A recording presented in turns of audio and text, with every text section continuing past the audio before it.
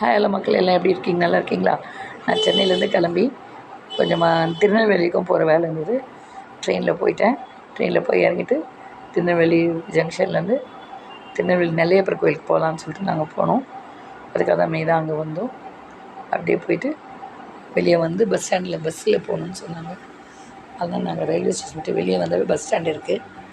அங்கேருந்து அப்படியே நாங்கள் புது பஸ் ஸ்டாண்ட் வரைக்கும் போகிற வேலை கதை நாங்கள் அங்கேயே வெளியே வந்து நெல்லை உங்களை வா என்று அழைக்கிறது வந்து ஒரு பெரிய போர்டு, நம்ம நெல்லை அப்படின்னு ஒரு போர்டு இருந்துச்சு. அதை அப்படியே பார்த்துக்கிட்டே ரசிச்சுக்கிட்டே வெளியே வந்தோம். வெளியே வந்தோடனே ஒரு ஹோட்டலில் உட்காந்து சாப்பிட்டோம். கொஞ்சம் பசிச்சு ரொம்ப சாப்பிட்டு முடிச்சுட்டு குடிச்சிட்டு நெல்லையப்பர் கோயிலுக்கு போயிட்டோம். மெயின் ரோட்லேயே இருக்குது கோவில். 2 பக்கமும் மாலைங்க தான், வேறு மற்ற கடைங்கள்லாம் அனாவசியமாக இல்லை. பூக்கடைங்க தான் 2 பக்கமும். நல்ல கலர்ஃபுல்லாக இருந்துச்சு. தோரணம்லாம் மாலைங்கள்லாம் நல்ல வெற்றி வீரெலாம் வச்சு மாலை, தாமரைங்க எல்லாமே நிறைஞ்சி ஒரு மாலை கடை, பூக்கடை எல்லாம் இருந்துச்சு. நாங்கள் சாமிக்கு தேவையான வெள்ளை தாமரை மட்டும் வாங்கிட்டு சாமியை தரிசனம் பண்ணுறதுக்காக உள்ளே கிளம்பி போயிட்டோம். அங்கேயே செப்பல்லாம் விட்டுட்டு போகலாம் பார்த்தா நல்ல வேலைப்பாடு, கலைநய மிக்க தூண்கள். இந்த காலத்துலலாம் செய்ய முடியாது வச்சுக்கோங்க. சுற்றி அந்த பிரகாரத்துக்குள்ளே சின்ன சின்ன ஈஸ்வரன் நிறைய இருந்தார். அதை அப்படியே ரசித்தபடியே சுற்றி வந்தோம். சாமியை கும்பிட்டுட்டு பிரகாரம் சுற்றி வரும்போது தான் இதெல்லாம் ரசிச்சுட்டே வந்தோம் நாங்கள்.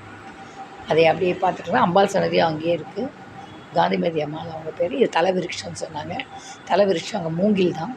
அதையும் பார்த்துட்டு அவருக்கு மூங்கிலுக்கு ஒரு தரிசனம் பண்ணிட்டு அவங்கள தொட்டு கும்பிட்டுட்டு நேராக அங்கேருந்து கிளம்பி அப்படியே அம்பாள் சன்னதிக்கு போகிற வழி அது.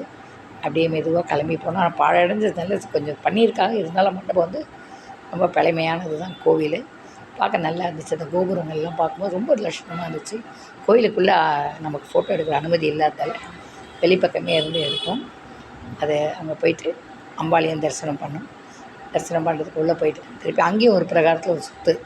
அங்கேயும் நிறைய பிரகாரம் நல்லா நெருக்கமாக நல்லா அழகாக இருக்குது பாருங்கள். நல்லா அப்படியே ஒன்று ஒன்றா ரசித்தபடியே நாங்கள் வெளியே வரும்போது பெரிய நந்தி இருந்தார் ஈஸ்வரனுக்கு முன்னாடி. மறுபடியும் அவருக்கு விளக்கெல்லாம் போட்டுட்டு நாங்களும் வேடஸ்தம்பத்தை தொட்டு கும்பிட்டுட்டு அம்பாளையும் சமநிதானத்துக்கு போய் அம்பாளையும் சுற்றிட்டு அவங்களையும் பார்த்து அந்த கோயிலில் பக்கமாக எல்லாம் தீபம் கையேந்திய பாவை விளக்குன்னு சொல்லுவாங்களே, அந்த மாதிரி பொம்மைகள் தான் இருந்துச்சு.